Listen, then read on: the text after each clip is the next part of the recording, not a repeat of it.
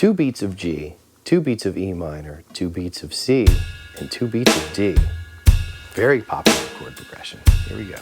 3, 4, 1, 2, half notes go. Now G, E minor, C, up to D, G,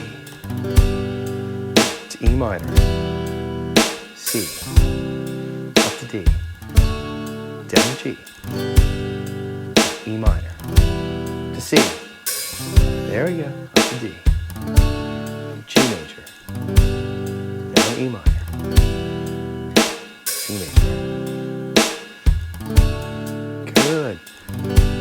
When I think of all of those early rock and pop songs that came out of the 1950s, and it's this progression still used today across many different genres.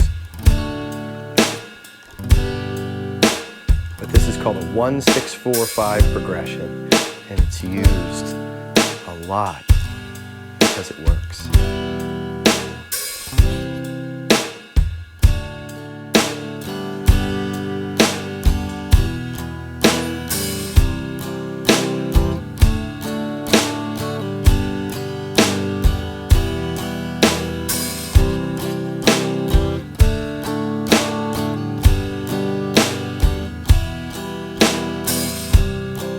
These are eighth notes.